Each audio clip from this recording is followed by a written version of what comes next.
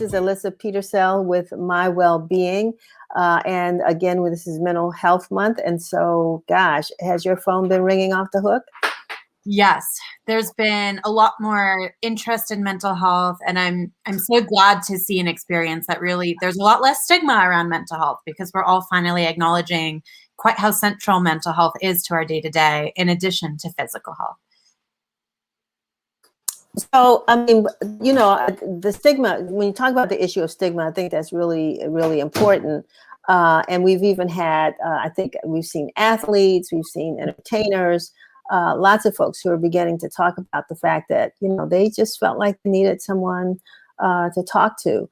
And not that, you know, we can get into personal conversations, but what is it that, particularly at this time, that's been causing so much stress among your clients?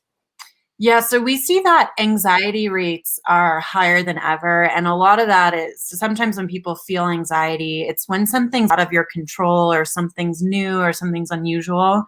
And I think for one thing, in the last year and a half, we've seen that COVID has really thrown a lot of our sense of normalcy completely off its tracks.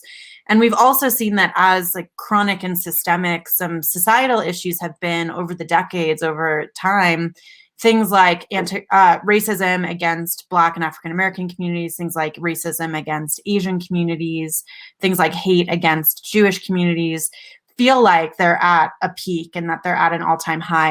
And things like that really call people's sense of safety into question and call people's identity into question.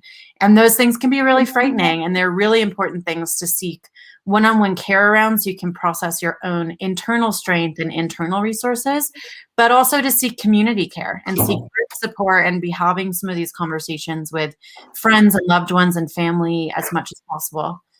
I want to go a little deeper into that, though, because, you know, even, I mean, what you said, what's happening right now is happening. I mean, we're seeing examples of it every night, which may contribute to our anxiety. But, you know, it's happening. We're seeing it every night on the news, reading about it or seeing it every morning. And so what does talking to somebody about, you know, what is actually happening do to help us? Yeah. So the talk therapy itself can be really cathartic and can be really clarifying around some of the things that are happening. So sometimes when we bottle everything up, which can sometimes be what we're conditioned by society to do, or can be some of our instinct reaction, it starts to accrue something that's called emotional debt, which, similar to some of the things we were talking about earlier, can actually start to have physical health ramifications. So if you have all this stress bottled up without having avenues to get it out of our body, it'll start finding outlets. Like we'll have chronic headaches, chronic digestive issues, chronic sleep issues, or we'll notice that we're more and more irritable with our loved ones, and we'll start taking out some of these stressors on the people who we love and trust the most, which of course is not what we intend to do, but those are the areas where we feel safest. So we feel like we have to get it out somewhere, and that's where it'll come out.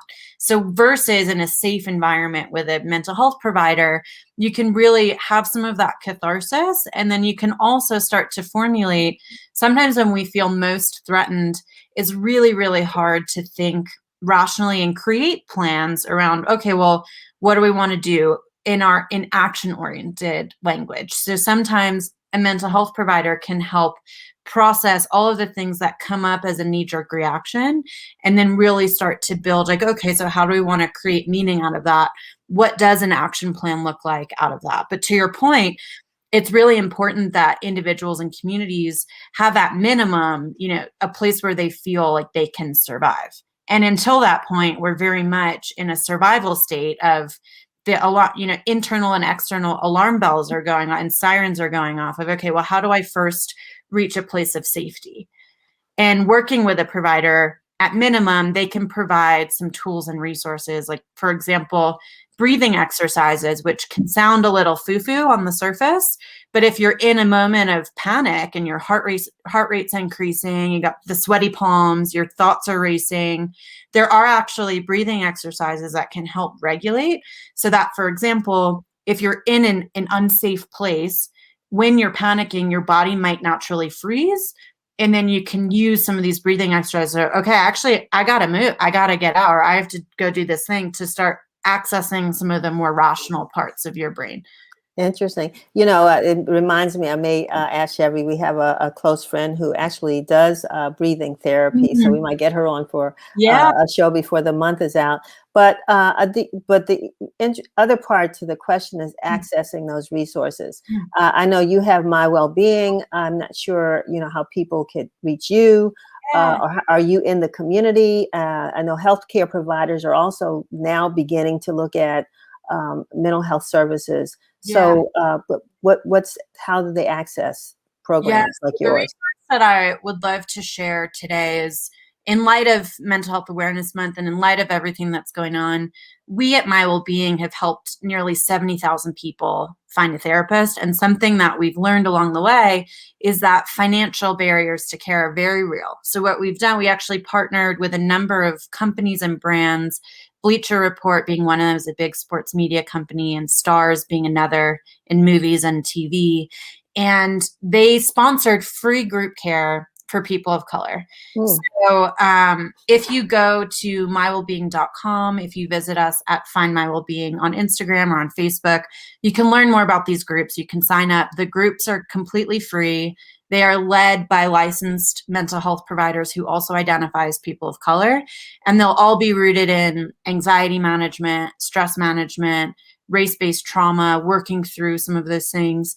And it's intentionally paired both peer supports, you're connecting with other people going through similar things, as well as facilitated by trained providers. So you're gaining, after every session, some of these tools that then, if you feel really high stress outside of the group in your day-to-day, you'll have some more tools in your back pocket that you can access. Wonderful. I'm glad you mentioned the idea of peer programs, because that's real important for people to know that they're not walking these paths alone, that there are other people just like them who are experiencing, like you said, anxiety and coming out of it. Alyssa, I want to thank you. I know that the program got long and this got short, but I just want to make sure, is there anything else that you think we need to know before we go? So what I'd say is, to your point, echoing your fantastic point, really, you are not alone. Anxiety affects literally 99% of us. So if you're feeling a little off, it is very normal. Even though stigma would want us to think, oh, there's something wrong with us. There's nothing wrong with you. You're just a human getting through the day. And at our site, mywellbeing.com, on our Instagram, Find My Wellbeing, we really try to share a ton of resources that can help you. And if you found it hard to find a provider in the past, that also, unfortunately, it is normal. And we're really working hard to try to make that process easier. So we would love to help you.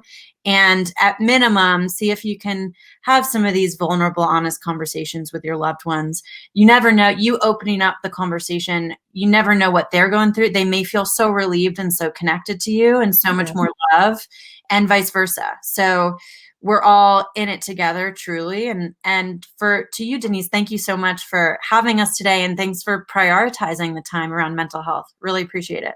Yeah, well, we all need to have a lot of things to work on, physically, mentally, financially. We're trying to put it all together. So I'm glad that you could join us, and feel free to come back anytime. Thank you. All righty, thank you.